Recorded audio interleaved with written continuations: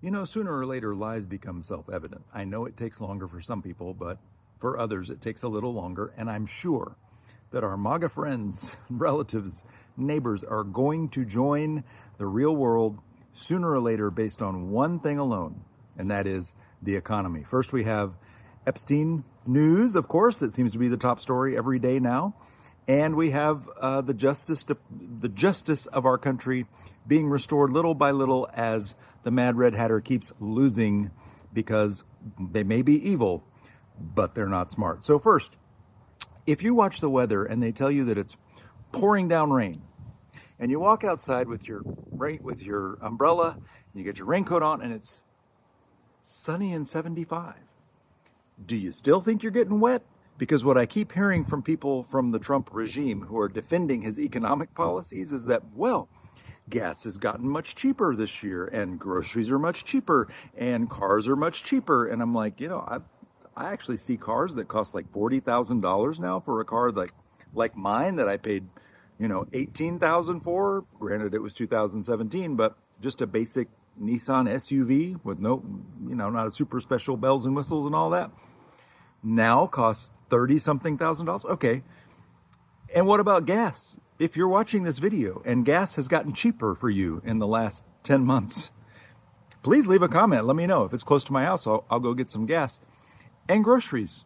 Really? Groceries are cheaper? My God. I don't know where he doesn't shop. So that's why. Anyway, I think even our Fox News MAGA friends who don't experience real news hardly ever, unless it's by accident, are going to figure this out. Number two, we have Trump doing a 180 and saying, yes, the files should be released. We have maybe 100 Republicans, according to Thomas Massie this weekend. He's a Republican in the House from Kentucky, said there may be 100 Republicans in the House joining the bipartisan bill to the mandate to release the Epstein files. And Trump now is saying, yes, go ahead and do it. Thing is, if he wants to release the Epstein files, he has them. Apparently, Pam Bondi, they're on her desk or something. You don't need Congress to vote to do it. You could just release them today. We're never going to see the Epstein files. And whatever it is, if they do release something, it'll be like what she released in January. A bunch of stuff we've already seen that means nothing, or they will have so heavily redacted Trump's name that you won't see his involvement, even though the emails, in 23,000 emails, he's mentioned in more than half of them of Epstein's emails that were already released. And finally, when we talk about the people that are in charge of our country right now, and they're quite evil. The policies, the big, beautiful billionaire buffet, wanting to end SNAP, wanting to end Medicare and Medicaid, and eventually, trust me, Social Security is on the list. They are evil, but they're not smart.